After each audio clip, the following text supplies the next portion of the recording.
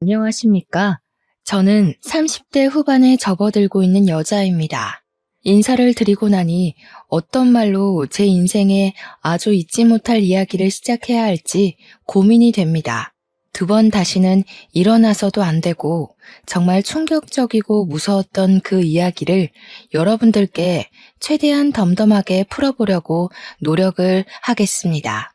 세상에 죄를 짓고 사는 사람은 두 다리를 뻗고 살면 안 된다는 걸 뼈저리게 느낀 사건이고 정말 치가 떨리는 이야기이니 끝까지 함께 저의 이야기를 들어주시기 바랍니다. 다소 충격적일 수 있으나 그때 제 심경을 같이 공감하면서 들어주신다면 제가 이 사연을 올리는 것에 보람을 느낄 것 같습니다. 정말 이런 채널이 있어서 너무나도 다행이라 생각드네요. 저와 같은 일을 겪으시는 분이 없기를 바라며 지금부터 제 이야기를 시작하겠습니다. 저는 약대를 졸업하고 약사로서 일을 하고 있었습니다. 아버지를 일찍 여의고 홀어머니 밑에서 악착같이 쉬지 않고 공부를 해서 얻어낸 결과이기도 했습니다. 어머니께서는 공장을 다니면서 저를 키우셨기에 저는 누구보다 성공을 목표로 몇 배로 노력을 해야만 했습니다. 그렇게 하지 않으면 저에게 성공의 길이 열리지 않았기 때문이었습니다. 학교에서 친구들 사이에서는 저를 독한 년이라고 불렸고 선생님들께서 제 별명을 듣고 친구들을 혼내자 백설공주라는 새 별명이 생겼습니다. 별명만 들었을 때는 만화 영화에 나오는 예쁜 이미지일지 몰라도 실상은 독사과를 먹고도 죽지 않을 만큼 독한 년이라고 백설공주라 불린 거였습니다.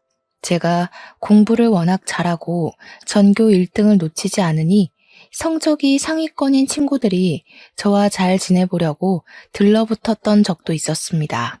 그 친구들도 시험이 끝나고 나면 놀고 싶은 날이 있지 않겠습니까?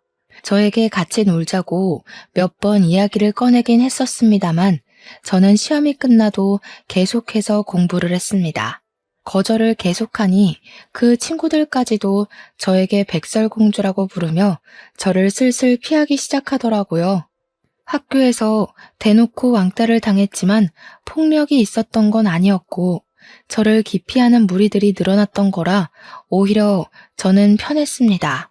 귀찮게 하는 반 친구들이 없으니 오히려 공부에만 더욱 집중을 할 수 있었거든요.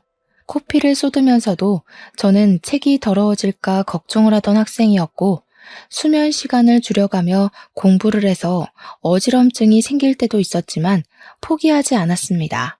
저는 그런 각고의 노력 끝에 약대에 합격을 할 수 있었습니다. 다른 친구들은 저에게 왜 의대를 가지 않았냐고 묻기도 했지만 지방 소도시에서 아무리 날고 기어봤자 서울 친구들의 사교육을 이길 수가 없더라고요. 거기다가 전액 장학금을 받으면서 대학을 진학하려고 하다 보니 약대가 제 기준에 가장 고소득 직업이긴 했습니다. 물론 저를 조롱하는 친구들도 있었습니다. 그렇게 친구들을 무시하면서 공부를 하더니 의대도 법대도 아닌 약대를 갔다면서 말이죠. 저는 그런 친구들을 마음껏 비웃어 주었습니다.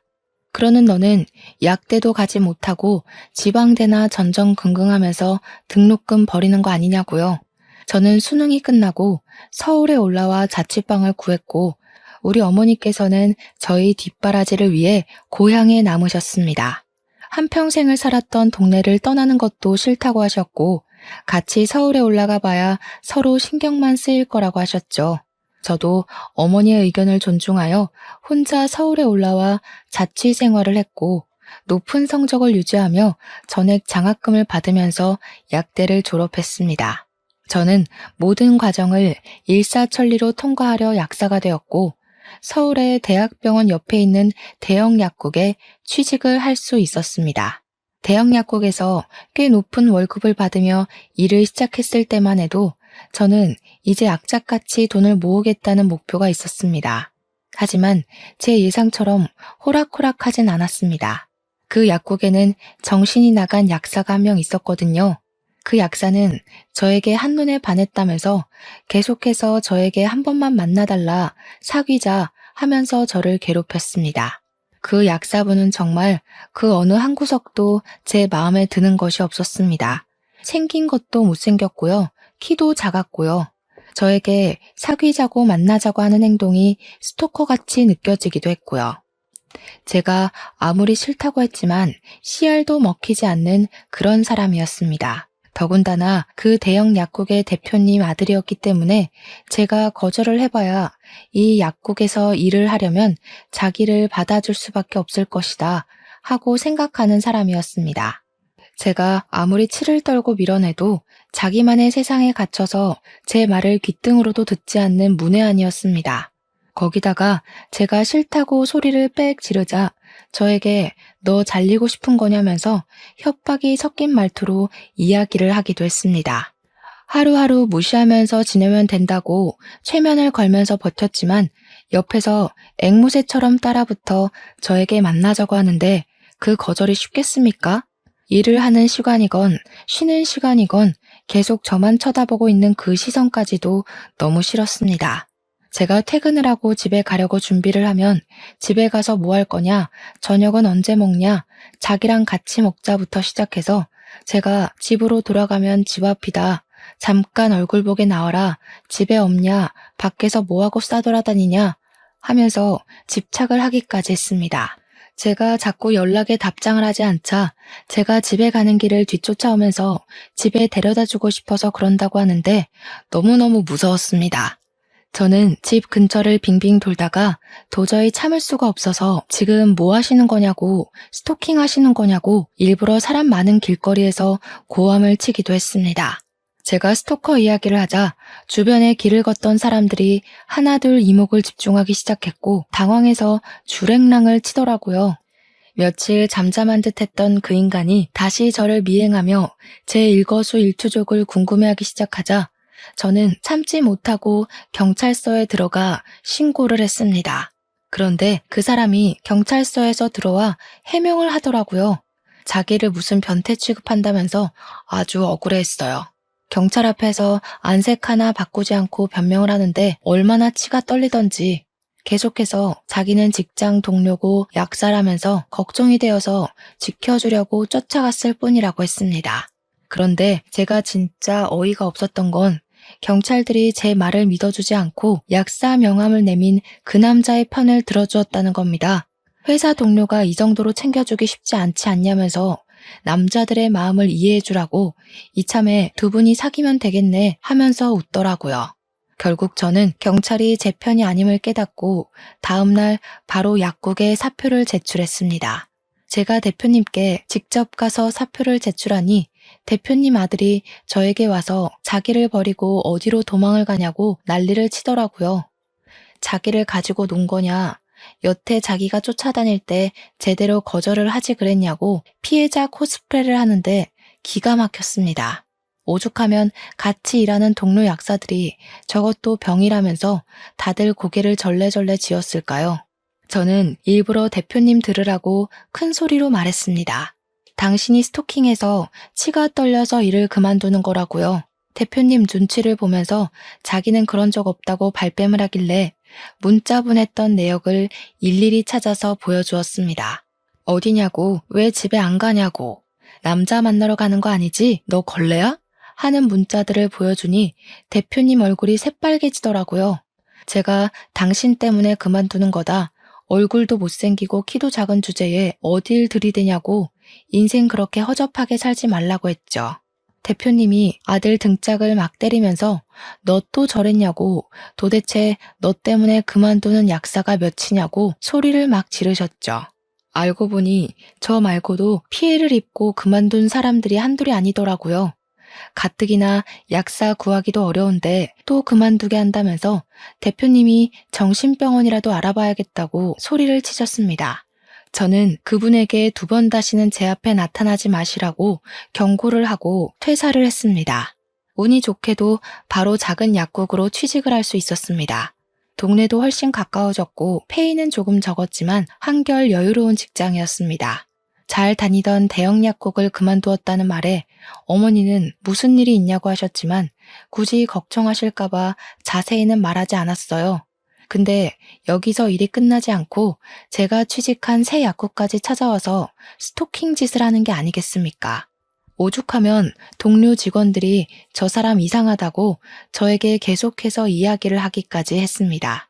결국 저는 고소를 결심했고 동료 직원들이 증언을 약속해 주어서 증거를 전부 모았습니다. 집까지 찾아오는 그 사람들을 피해서 동료 직원의 집에 지내기로 하고 고소까지 진행하니 저와 협의가 이루어지지 않았던 거죠.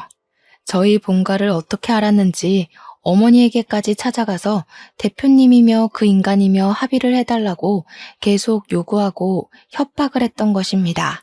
저희 어머니께서 놀래서 전화가 와서 예전 약국 대표라는 사람이 합의를 해달라고 찾아왔는데 이게 다 어떻게 된 일이냐며 설명을 해달라고 하셨습니다. 제가 너무 열이 받아서 고향으로 내려가겠다고 하니까 어머니께서 걱정하지 말라고 이런 파렴치한 놈들에게 합의해주지 않겠다면서 일 열심히 하면서 버티라고 하시더라고요. 우리 어머니께서 고향에서만 평생을 살아온 사람이지 않겠습니까?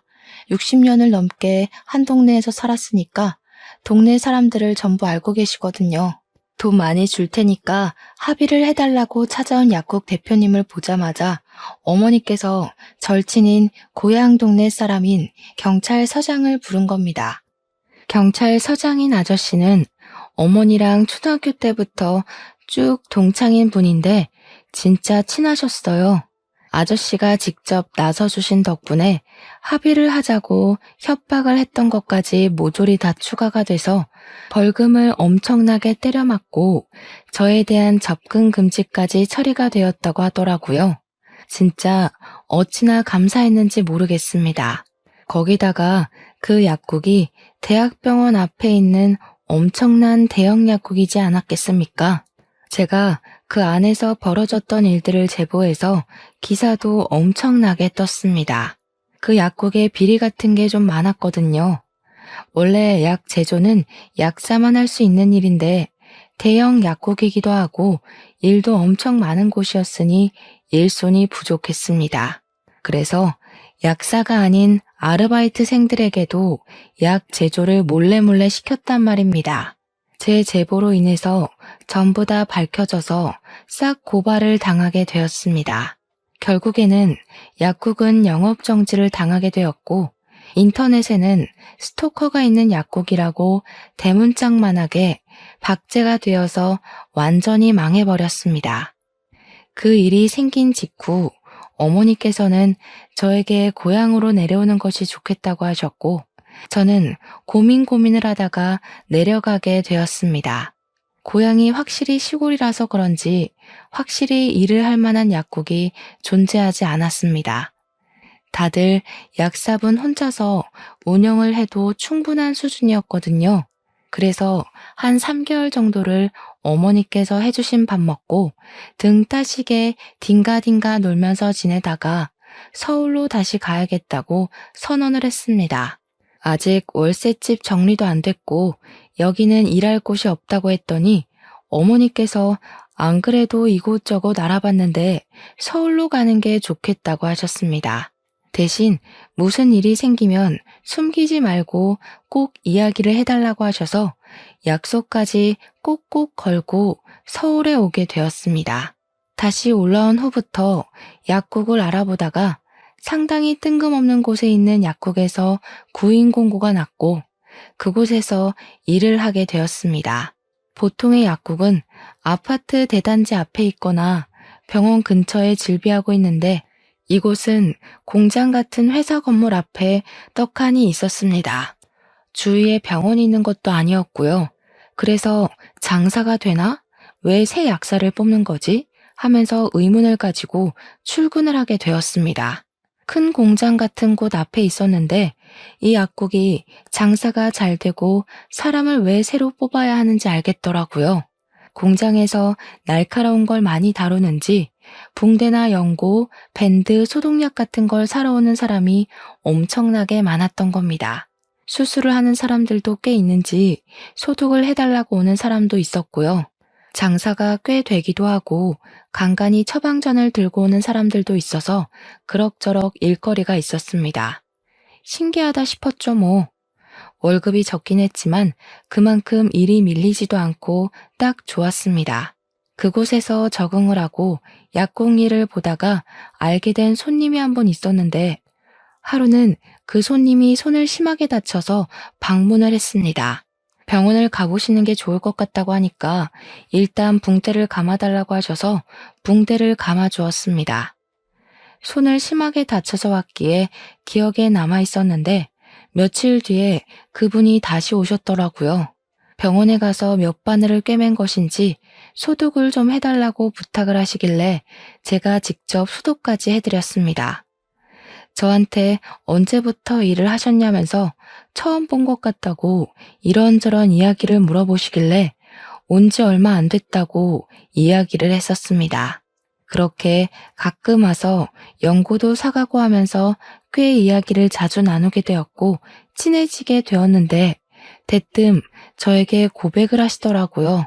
자기랑 만나보고 싶은 생각은 없냐고 슬쩍 물어보시는데 저는 갑자기 스토커 짓을 하던 그 남자의 얼굴이 떠올랐습니다.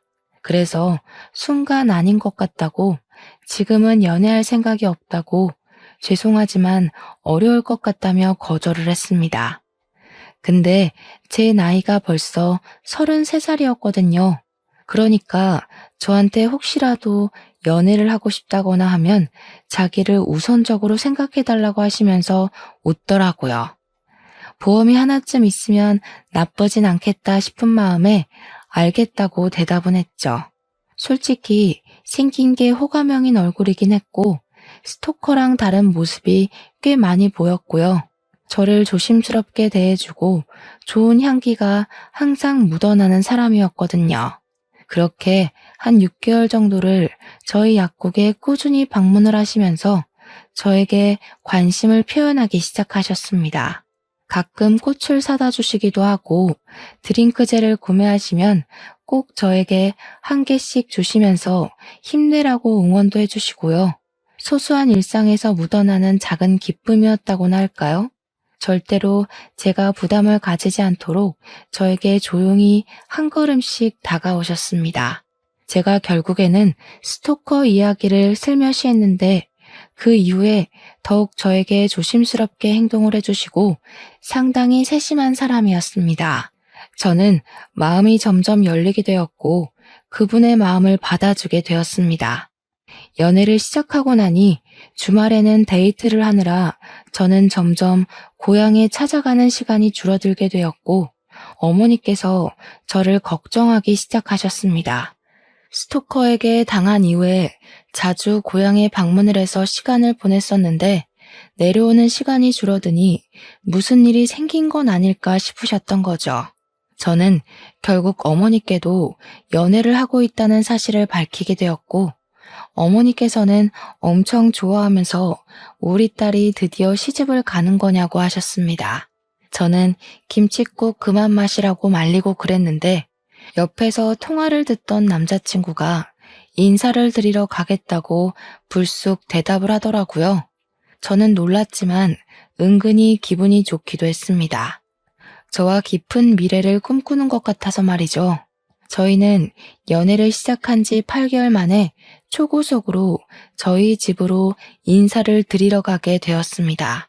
딱히 결혼하겠다는 말을 하려고 간 건 아니었는데 저희 어머니께서 기쁜 마음에 씨암탉을 잡으셨더라고요.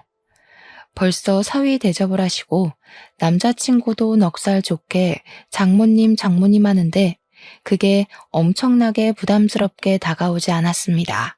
보기에도 괜찮고 우리 어머니께서도 너무 좋아하셨고요. 거기다가 큰아들 생긴 기분이라고 저한테 꽉 잡으라고 하시더라고요. 그래, 이런 분위기라면 평생을 함께 살아도 부족함이 없겠다 하는 생각이 들었습니다.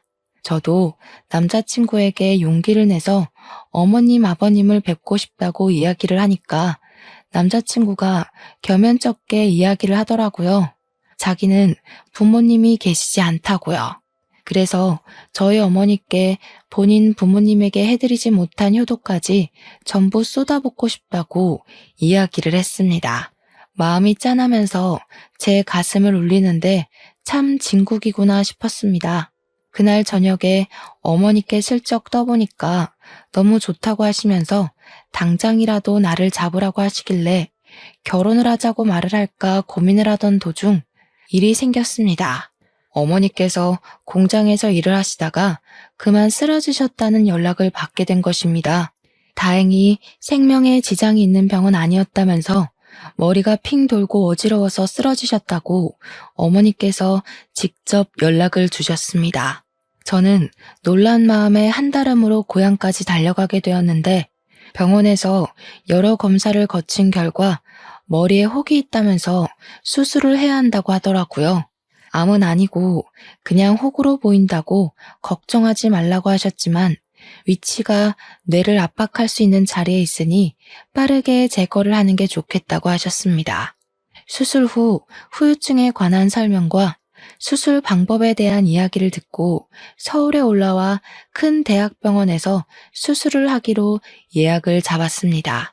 제가 지극정성으로 돌봐드려야겠다 결심을 했는데 우리 남자친구가 퇴근을 하고 나면 거리가 꽤 있음에도 병원으로 달려오더라고요.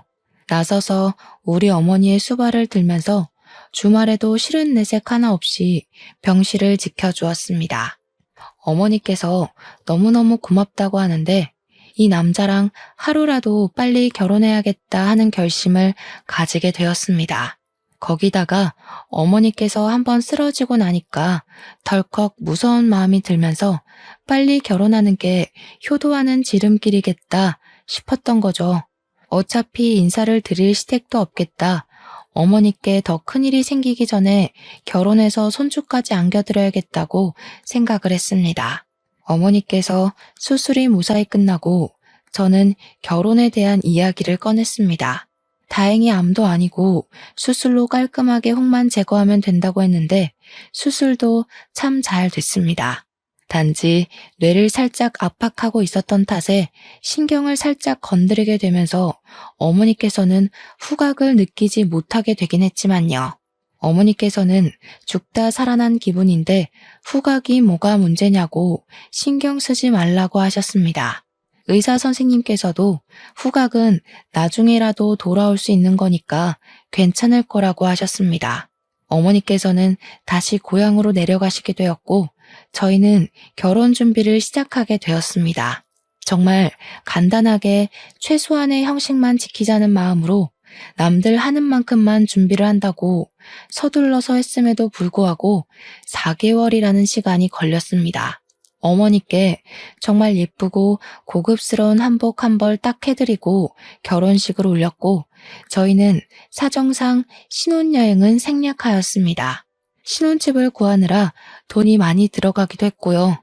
어머니께서 수술하신 지 얼마 되지 않았으니 불안한 마음에 신혼여행은 나중에 가도 된다고 미루게 되었습니다.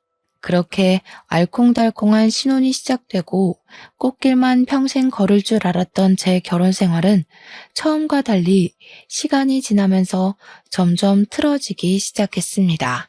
저와 남편 사이에서 아이가 생기지 않았던 것이 제일 문제였습니다. 피임을 딱히 하는 것도 아니었는데 저희에게 축복의 소식이 찾아오지 않았습니다. 처음에는 별 대수롭지 않게 생각하며 천천히 가져도 충분하다 했는데 결혼하고 3년이라는 시간이 흘렀음에도 아이가 생기지 않자 슬슬 불안해지기 시작했습니다. 어머니께서도 은근히 손주를 바라는 눈치였으니까요.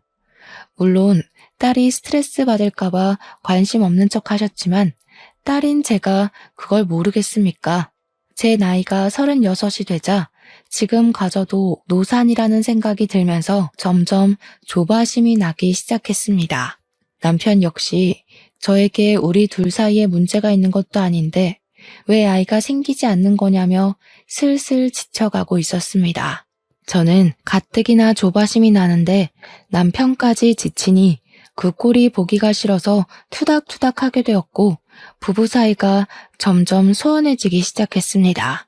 그렇게 결혼 4년 차에 접어들었을 때 남편의 돈 씀씀이가 이상하게 커진 걸 느끼게 되었습니다. 갑자기 뿌리지도 않던 명품 향수를 사서 뿌리고 다니지를 않나, 명품 가방을 떡하니 사와서는 잘 어울리냐고 자랑을 하질 않나. 생전 염색도 잘 안 하고 해도 집에서 저에게 염색약 사서 해달라고 했던 사람이 미용실에 찾아가 파마도 하고 염색도 하고 나타나고요. 점점 수상한 기운이 느껴져서 바람을 피우나 하는 생각이 들었고 저는 남편을 추궁하기 시작했습니다. 남편은 그런 저에게 더욱더 질려하며 휴대폰을 보여주고 자신의 결백을 주장했죠. 그런데 정말 아무런 흔적도 없더라고요. 제가 아무것도 발견하지 못하자 오히려 큰 소리를 치면서 지금 자기를 의심하는 거냐면서 기분 나쁘다고 하더라고요. 저는 오히려 화를 내는 남편의 모습이 기분이 찝찝해지고 그 기분을 숨기지 않았습니다. 저희 부부의 사이는 걷잡을 수 없이 나빠지게 되었습니다. 그렇게 점점 부부 사이의 골이 깊어지던 어느 날 약국에 남편과 공장에서 친하게 지내던 분이 손을 다쳤다며 약국에 찾아왔습니다. 저는 붕대를 감아주면서 은근슬쩍 요즘 회사는 잘 돌아가고 있냐 하면서 이야기를 하는데 충격적인 이야기를 전해 듣게 되었습니다.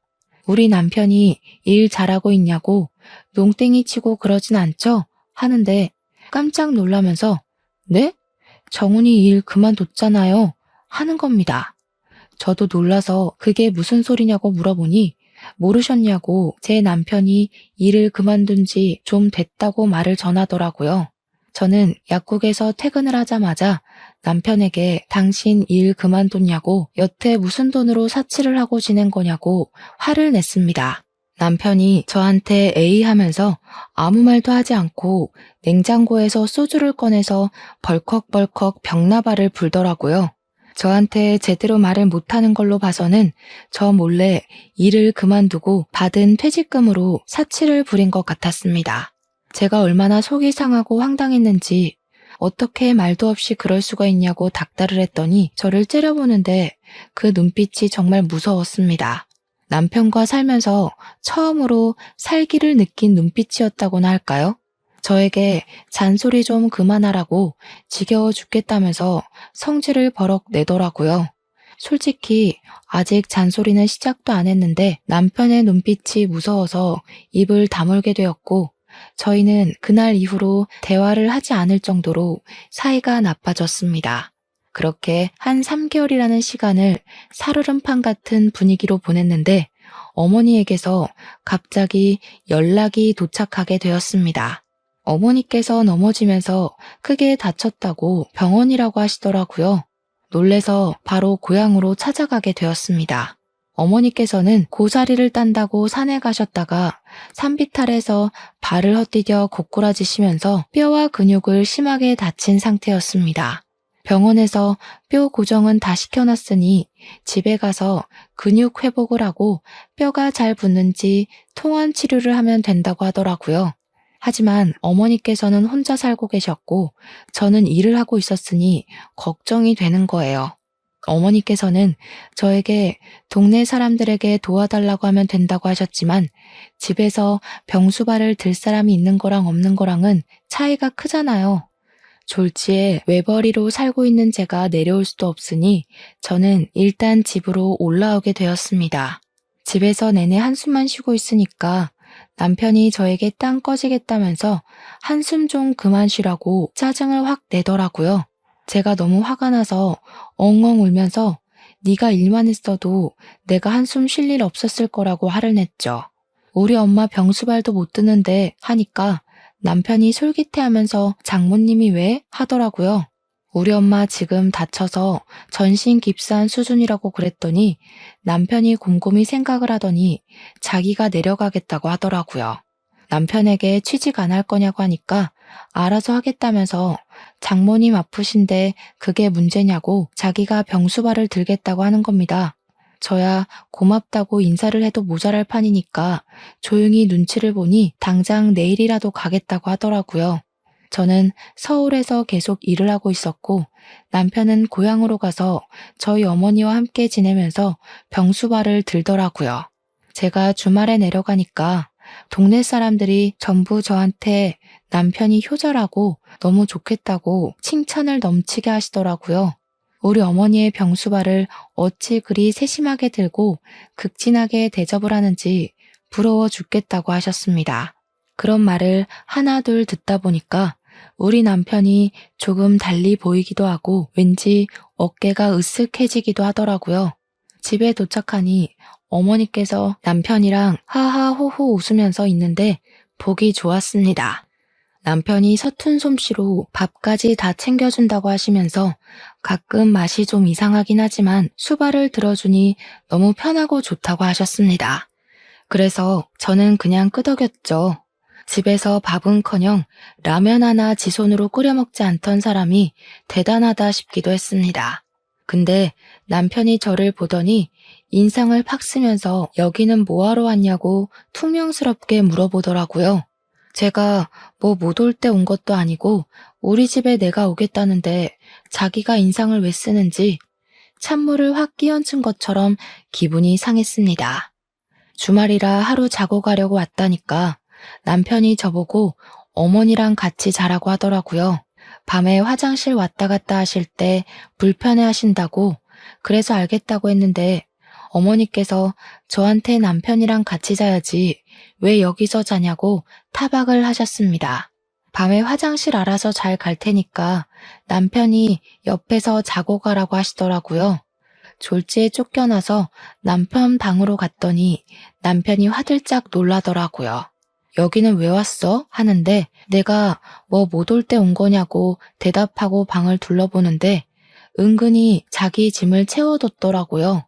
그러다 선반에 웬 안약통 같은 게 5개가 쪼르륵 있길래 이게 뭐야? 하고 보니 니코틴 원액이라고 쓰여 있더라고요. 그러자 남편이 만지지 마 하면서 날선 반응을 보였습니다. 제가 약사니까 니코틴이 뭔지 잘 아니까 이게 왜 여기 있냐고 물어보니까 남편이 그러더라고요. 장모님이 담배 냄새를 싫어하셔서 냄새가 없는 전자담배로 바꾸었다고요. 여기가 시골이라 전자담배를 파는 매장이 멀어서 한 번 갈 때 여러 통을 사두게 되었다고 하길래 저는 전자담배를 피워본 적이 없어서 그런가 보다 하고 넘어갔습니다. 다음 날은 밥 차리느라 고생하는 남편을 대신해서 제가 식사 준비를 다 하고 다들 맛있게 먹고 정리까지 마친 뒤 저는 출근을 해야 해서 서울로 돌아오게 되었습니다. 제가 자주 갈 수가 없으니까 어머니와 일주일에 2~3번 정도 통화를 하는데 최근 들어서 어머니께서 자꾸 그러시더라고요. 이상하게 몸이 점점 안 좋아지는 것 같다고. 뼈가 이상한 데 가서 붙었나 하시더라고요. 자꾸 어지러운 느낌이 들고 속이 울렁울렁 뱃멀미를 하는 것처럼 뒤집어지고 밥맛도 영 없고 맛도 이상하게 느껴진다고 하셨습니다. 후각에 문제가 있으니 맛이 제대로 느껴지지 않을 수 있어서 그런 거 아니냐고 했더니 밥이 좀 쓴 것 같고 역하다고 하시더라고요. 그래서 어머니께 큰 병원에 가서 검사를 한 번 더 받아봐야 하는 거 아니냐고 걱정이 된다고 했더니 그래야 하나 하시더라고요. 전화를 끊고 남편에게 전화를 걸어서 엄마 모시고 동네 병원이라도 가서 피 검사 한번 받아봐라 했는데 남편이 한숨을 푹 쉬었어요.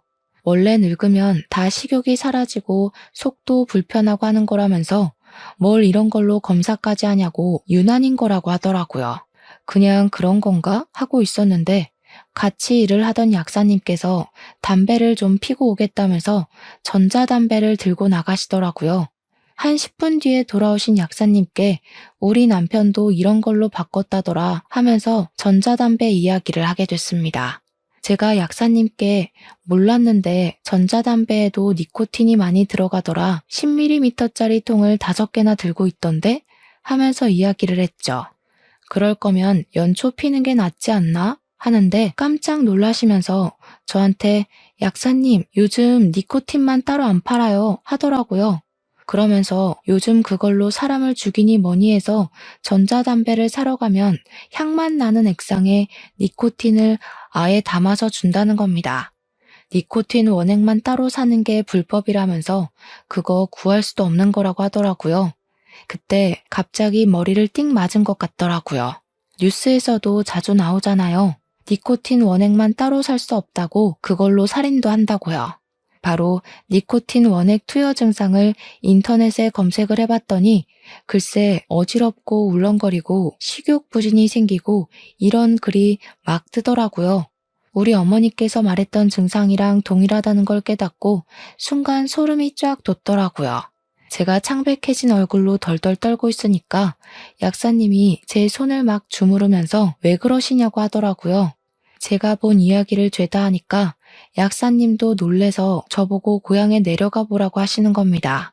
한 3일 정도 휴가를 쓰게 해주시겠다고 집안일부터 해결하고 오라고 하시길래 냉큼 고향으로 내려갔습니다. 가기 전에 일부러 니코틴 해독에 좋다는 복숭아를 잔뜩 사서 내려갔더니 남편이 고향집에 도착한 제 얼굴을 보고 인상을 팍 쓰더라고요. 아무렇지 않은 척 엄마 복숭아 사왔어 하면서 남편을 밀치고 들어가니까 고작 복숭아를 주러 여기까지 온 거냐고 묻더라고요. 갑자기 약국에 일이 생겨서 문을 닫았다고 태연하게 거짓말을 하고 복숭아 좀 먹으라고 니코틴 해독에 좋다고 하니 남편이 정색을 하더라고요. 장모님 속도 쓰리다고 하시는데 무슨 복숭아를 사오냐고요. 저는 잠시 남편이 배 아프다고 화장실에 간 사이에 남편 방에서 니코틴 원액을 찾았습니다. 그게 약간 갈색빛이 나길래 저는 미리 전자담배 파는 곳에서 똑같은 니코틴 용액 케이스만 따로 구매해서 그 안에 간장을 채워넣고 색을 비슷하게 만들어서 바꿔치기를 했습니다. 얼핏 보기에는 니코틴 원액과 차이점이 보이지 않아서 원래 니코틴 원액은 제가 따로 챙겨두고는 태연하게 거실 소파에 앉아 있었습니다. 아무렇지 않은 척 시간을 보내다가 저녁 먹을 때쯤 돼서 저는 입맛이 없다는 핑계를 대고는 남편이 하는 짓을 힐끔힐끔 쳐다보았습니다. 남편은 제가 내일 출근 때문에 밤늦게 서울로 출발할 거라고 했더니 그래? 하면서 안색이 밝아지더라고요. 어찌나 소름이 끼치던지. 대신 피곤하니까 당신이 밥을 좀 하라고 했더니 당연하지 하면서 주방으로 들어가더라고요. 남편이 밥 차리는 동안 저는 관심 없는 척 TV를 보는 척 하면서 연기를 하다가 슬쩍 주방을 보니까 제가 바꿔치기 한 니코틴 용액을 슬며시 열더라고요. 저는 이때다 싶어서 몰래 휴대폰 동영상으로 찍기 시작했습니다. 제가 간장을 넣었으니 밥에 색이 살짝 묻어났나 보더라고요. 그러니 태연하게 밥을 숟가락으로 휘휘 섞는데 진짜 손이 떨려 죽을 뻔했습니다. 그런 장면이 모조리 다 보일 수 있게 일부러 확대까지 해서 찍고 있었습니다. 남편이 밥도 다 차렸는데 언제 집에 갈 거냐고 묻길래 엄마가 밥 먹는 것만 보고 가겠다고 하니까 인상을 또 팍팍 쓰면서 빨리 가라고 하더라고요. 제가 왜? 하고 물으니까 당황해하면서 밤이 늦으면 운전도 위험하고 하면서 변명을 했습니다. 그러고는 식사를 시작했는데 어머니께서 밥을 한 숟가락 떠 드시더니 오늘은 이상하게 밥이 짜네 하시더라고요. 저는 이때다 싶어서 입을 열었습니다. 엄마, 그 밥에 간장이 들어가서 그래. 그래서 짠 거야. 제 말에 남편도 어머니도 저를 쳐다보더라고요. 혹시 요즘에 경찰에 신고할 때 문자 메시지로 신고 접수가 가능한 거 다들 알고 계시나요? 제가 미리 경찰에 신고를 해두어서 경찰이 출동을 한 상태였거든요. 때마침 근처에서 사이렌이 울리길래 현관문을 열어주었습니다. 경찰이 범죄 신고를 받고 왔다고 집에 들이닥치는데 제가 남편을 가리켰습니다. 저희 남편이 우리 엄마 밥에 니코틴을 섞고 있었습니다. 제 말에 남편이 화들짝 놀라면서 무슨 소리를 하는 거냐고 억울하다고 정신병자냐고 소리를 치더라고요. 그래서 저는 출동한 경찰에게 제가 찍어두었던 영상을 보여주고 빼돌렸던 니코틴 원액을 경찰에게 넘겼습니다. 그걸 소지하고 있는 것만으로도 충분히 불법이라고 하더라고요. 경찰이 이 밥이 니코틴이 섞인 밥이냐고 묻길래 제가 간장으로 바꿔치기 해두었다고 설명을 했습니다. 어머니는 경찰차를 타고 인근 응급실에서 급하게 혈액 검사를 하게 되었고 혈액에서 니코틴 성분이 다량 검출되었습니다. 남편은 본인이 흡연자이기에 장모님이 간접 흡연을 하게 되어 니코틴 성분이 나온 거라고 박박 우기더군요. 하지만 경찰은 간접 흡연으로 이런 수치가 뜰 수 없다면서 남편을 긴급 체포했습니다. 남편은 살인 미수죄로 재판을 받게 되었고 저는 이혼 소송을 바로 걸었으며 아이도 없고 사항이 긴급하다 보니 이혼 처리가 빠르게 이루어졌습니다.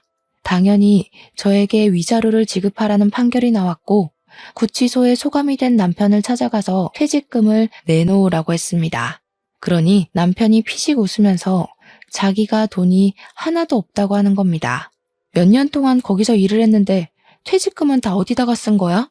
나 퇴직한 게 아니라 잘린 거야. 권고사직. 돈 한 푼도 없어. 재판 도중에 알게 된 사실인데 살인을 하려는 동기가 사망보험금 때문이었다고 하더군요. 저도 모르는 사이에 수익자를 남편 이름으로 해서 사망보험을 무려 5개나 가입을 했다고 하더라고요. 전 회사에서 잘린 이유도 몇 년간 횡령을 했고 그게 걸려서 잘린 것이었습니다. 횡령한 금액을 배상해야 하는 상황이 놓인 상태에서 이런 짓을 저지른 거죠. 횡령한 돈을 전부 그동안 지 치장을 하고 명품을 사는데 사용했기에 갚을 돈이 없었던 겁니다. 결국 우리 어머니를 죽여서 받을 보상금을 노리고 있었던 것이었습니다. 진짜 이게 사람인가 싶어서 얼마나 치를 떨었는지 재판하는 내내 입을 꾹 다물고는 인정도 부정도 하지 않더라고요. 최소한 죄송하다는 말은 나올 줄 알았는데 지는 끝까지 잘못한 게 없는 것처럼 굴었습니다. 그저 재수가 없고 운이 나빠서 걸린 거지 자기 계획은 완벽했다는 사람처럼 말이죠. 그런데 사건이 밝혀질수록 이상한 점들이 나오기 시작했습니다.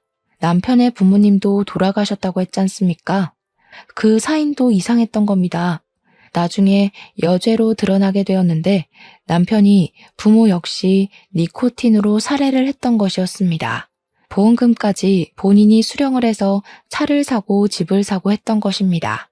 남편은 당연히 죄질이 나쁘고 연쇄살인이라는 이유로 사형이 떨어지게 되었고 그제야 분하다며 저에게 악을 쓰더라고요. 진짜 정신 나간 놈인 줄 알았습니다. 저는 남편 이름으로 된 재산을 변호사를 통해서 위임장을 받아 모두 처분할 수 있었습니다. 어차피 가석방 없는 사형수이기에 그 돈으로 저희 어머니를 치료하고 하는데 사용하려고 합니다. 재판이 다 끝나고 전 남편은 교도소에 들어가게 되었고 몇 개월 뒤 저에게 편지를 하나 보내더군요. 너무 힘들고 외롭다면서 면회 한 번만 와달라고 하는데 진짜 이게 사이코패스구나 싶었습니다. 그래서 저는 이사도 가버리고 등본 열람도 못하게 막아버렸습니다. 약국에도 사정을 설명한 뒤 일을 그만두게 되었습니다. 남편의 재산을 처분하니 돈이 꽤 되더라고요. 집도 차도 다 팔아버렸거든요. 저는 고향으로 내려와서 그 돈으로 작게 약국을 개원했습니다. 든든한 건 우리 약국 바로 옆 건물이 경찰서라는 것입니다. 물론 전 남편이 탈영하기 전까지는 세상에 나타나지 않겠지만 불안한 마음은 어쩔 수 없더라고요. 어머니와 함께 고향에서 다시 오순도순 잘 살아보려고 합니다. 어머니의 회복이 끝날 때까지 저는 치료에만 집중하겠습니다. 제 이야기를 들어주셔서 정말 감사합니다.